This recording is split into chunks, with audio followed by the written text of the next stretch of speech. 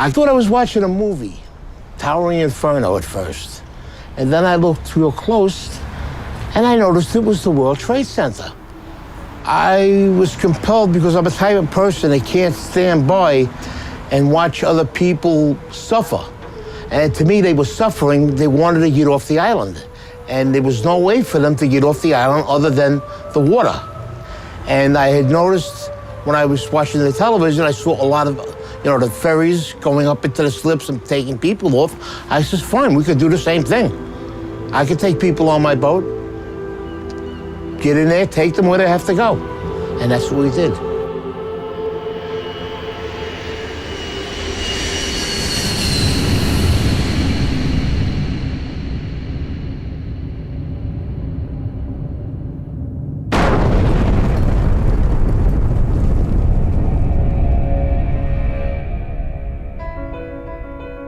On the morning of September 11th, when the towers came down, millions of people ran for safety.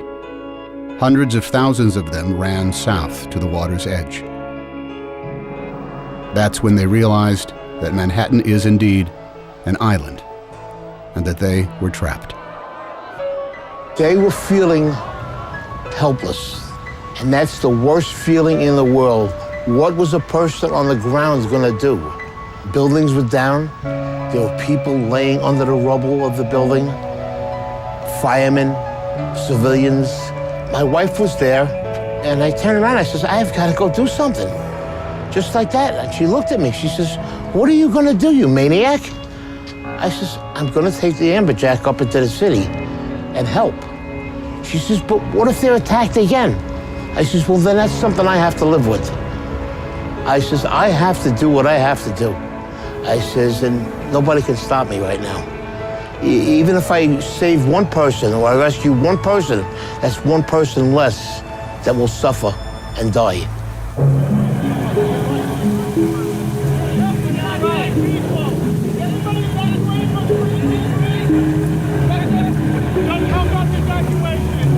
They were trying to evacuate Manhattan because nobody knew what was going on. You didn't know if something else was going to happen. It was just a madness on one side and wanting to help people on the other side. They were just streaming out of the buildings, and the first mode of transportation they saw was a ferry boat. That's when they knew, this is how I'm getting out of here. So they didn't even care where the boat was going. There wasn't panic in New York in the beginning, just volume. It wasn't until the first building fell that there was panic.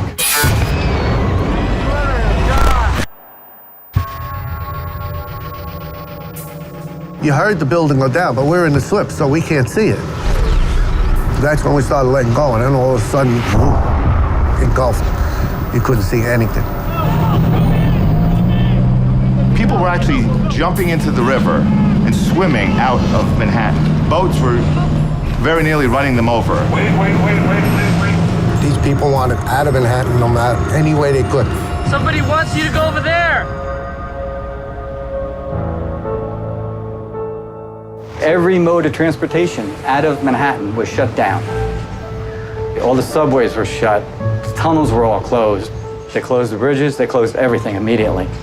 Boats, usually an afterthought in most New Yorkers' minds, were for the first time in over a century the only way in or out of Lower Manhattan. We're gonna start evacuating people. Anybody can get over here, we're gonna evacuate them. The process actually had already started. There were some boats that were grabbing people, that people were lined up at the walls. On the left. It's just human nature. You see people in distress on the seawall in Manhattan begging you to pick them up.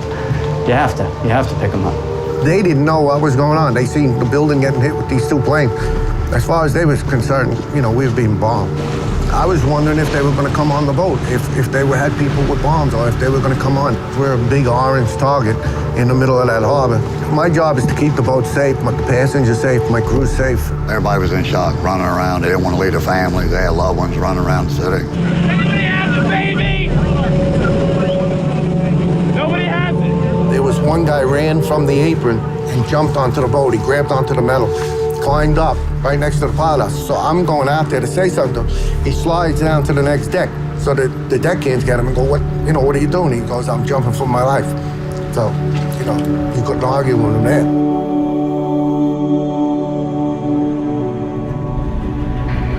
There was a small boat that was at the lower tip of Manhattan. I thought the boat was going to flip over because so many people were trying to get on. And as I looked behind, they were just 10 deep. And that's kind of what gave us the idea. We decided that this has to get better organized and we better do it, and that's what we did. So we decided to make the call on the radio. All available boats. This is the United States Coast Guard aboard the pilot boat in New York. Anyone want to help with the evacuation of Lower Manhattan, report to Governor's Island.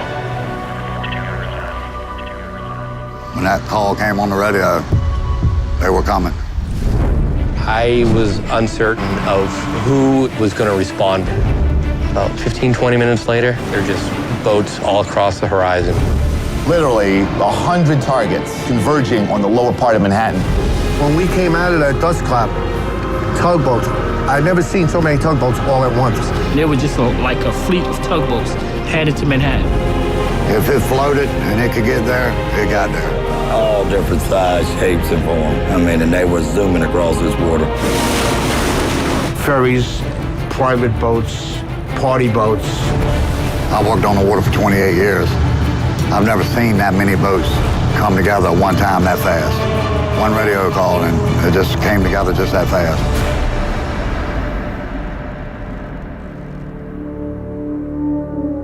Hundreds of boats converged on the city, leaving the sun-bathed harbor behind them. Dead ahead, the unknown. That was something I won't forget. It was just low, dark, acrid, black smoke. It's like there was a big chimney in Manhattan. When we pulled into Pier 11, the dust was unbelievable. And then out of nowhere, you just kept on seeing people coming.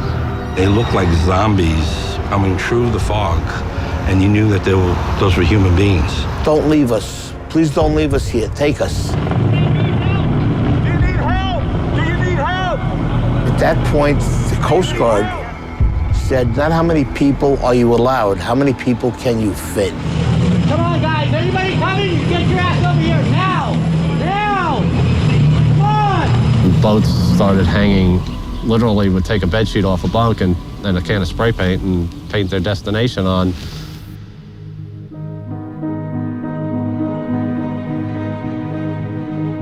Some of these people never been in the water, never been on a boat before. Housewives, workers that do windows. We had executives. And the thing that was the best, everyone helped everyone. I want you to hold my hand. Come on board. Get inside. One at a time. Get inside. I saw 4 businessmen lifting up an old woman with a seeing eye dog, a German Shepherd, and they lifted her up like a surfboard and passed her over the handrails. When we would carry a load of people over, and there was somebody standing there that seen their husband or wife, that made us feel even better, Well, at least we got 2 back together, Just keep on going, The guy that works at the ferry, he's a welder. His son was on my boat. He actually came up.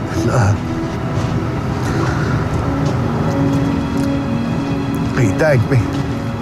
We went back and forth all day long, carrying boatloads, as many as our boat would hold. And it was a lot of people. A lot of people. You couldn't have planned nothing to happen that fast, that quick. No training. This was just people doing what they had to do that day. You forget all about what you're supposed to do, what they teach you in school, and you say, you know what?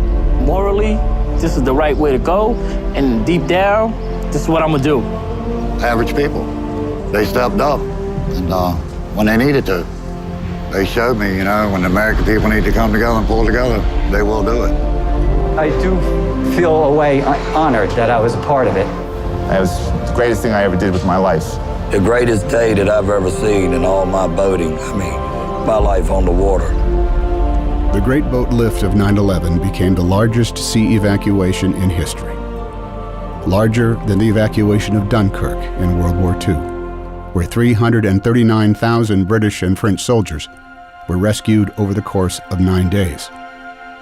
On 9/11, nearly 500,000 civilians were rescued from Manhattan by boat.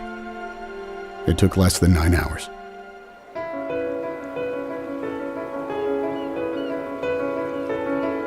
I believe somebody has a little hero in them. You gotta look in. And it's in there. It'll come out. It need to be. I have one theory in life. I never want to say the word I should have. If I do it and I fail, I tried. If I do it and I succeed, better for me. And I tell my children the same thing. Never go through life saying you should have. If you want to do something, you do it.